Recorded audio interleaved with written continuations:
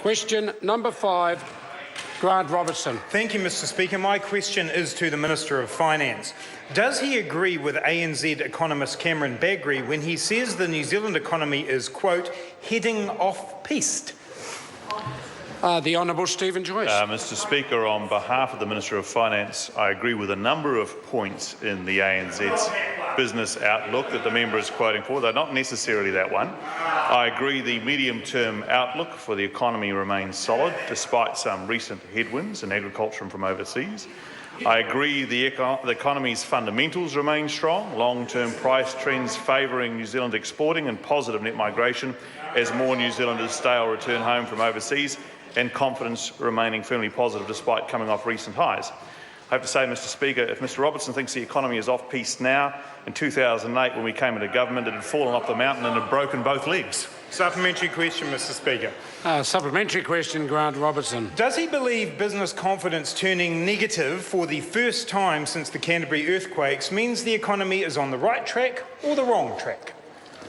The Honourable Stephen Joyce. Well, Mr Speaker, on behalf of the Minister of Finance, I think the economy is on the right track, and it's demonstrated by the fact that we have now had 17 consecutive quarters of GDP growth. That's 17 consecutive quarters of GDP growth. And I appreciate Mr Robertson is of the type that likes to panic at the first sign of a change of numbers, but this government is concentrating on focusing on encouraging investment and growth, and with 17 quarters of continuous growth, I think there's been a fairly strong endorsement of the government's approach. Supplementary question, Mr Speaker.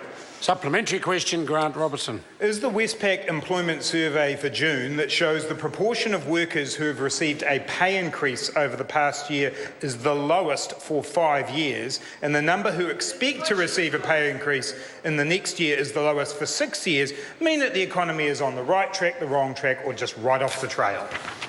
The Honourable Stephen Joyce. Mr Speaker, on behalf of the Minister of Finance, I think to note, to consider that, you'd have to consider the inflation rate over the same period, and the inflation rate is actually at historic lows of 0.1%.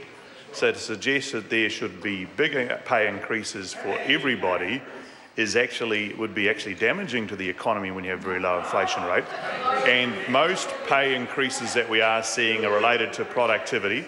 And actually pay increases are running ahead of inflation, as distinct to, say, 2008, where although nominal pay was going up, it was going up slower than inflation, so therefore people were going backwards.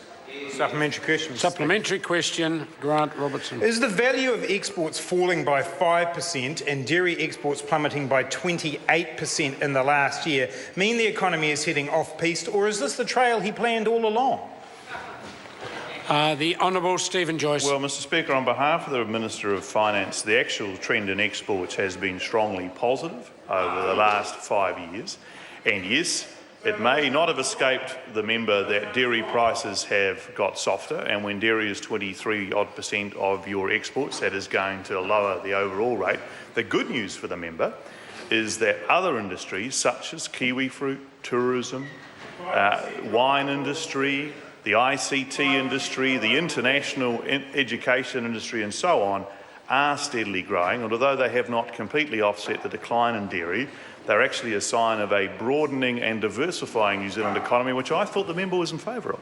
Supplementary question, Mr Supplementary question, Grant Robertson. Isn't it true that, as the Prime Minister actually admitted yesterday, the economy is now being propped up by a Christchurch rebuild that's peaking, an Auckland housing bubble that can easily burst? And does he really think those two elements are a stable base for economic growth in New Zealand?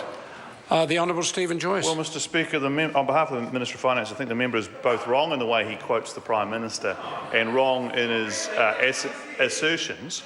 Mr Speaker, I saw the reports as well, and actually both the Prime Minister and the Minister of Economic Development, I do believe, pointed out a number of other strongly growing industries. Given the member's question, he probably forgot the previous answer, so let me run through some of those for him.